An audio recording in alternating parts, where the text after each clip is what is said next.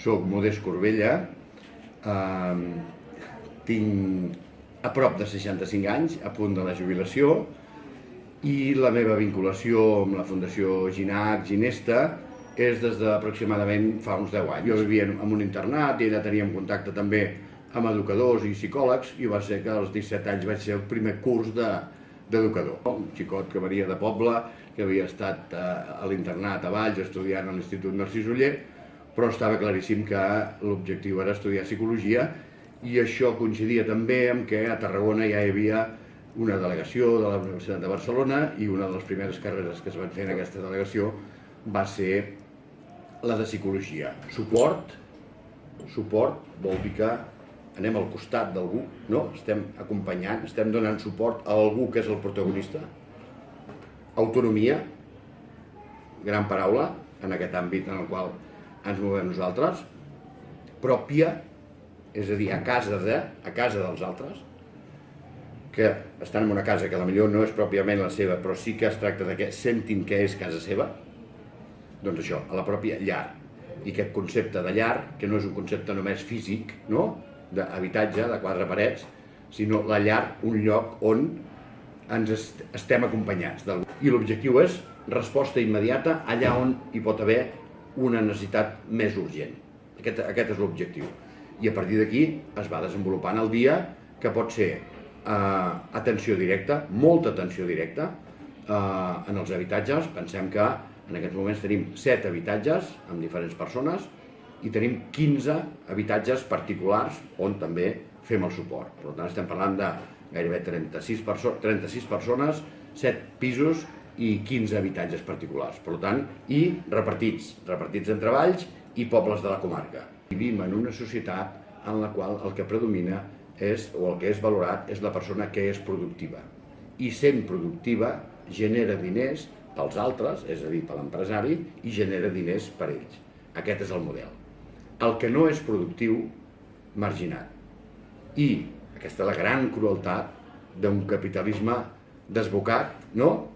Que lluny del capitalisme productiu estem en un capitalisme financer que encara molt menys li interessa les persones. Per on comencem? Per la felicitat o per la justícia? Per tant, jo em quedo que hem de començar per la justícia. I la justícia no entén de vocació.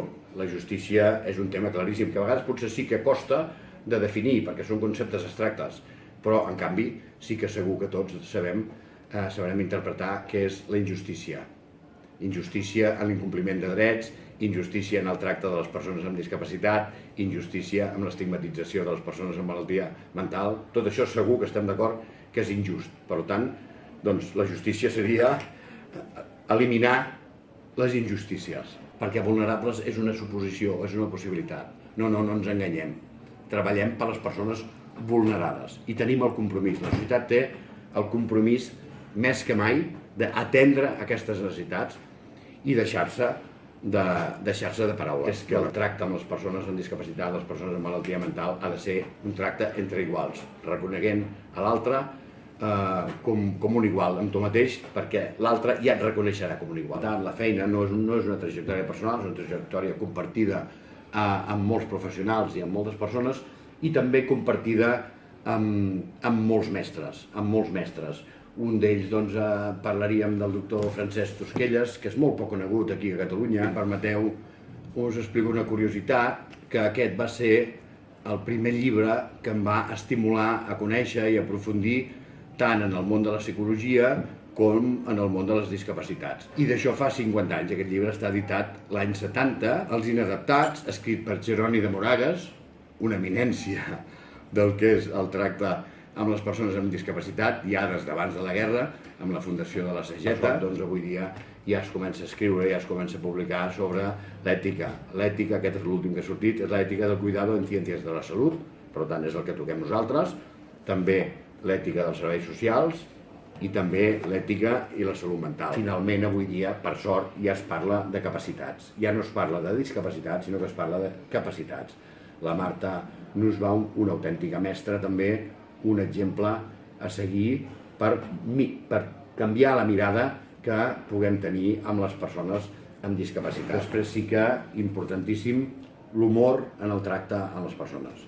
I l'última és la dignitat, un concepte que també se'ns faria difícil de definir, no? Perquè són conceptes abstractes, però sí que sabem el que és indigne.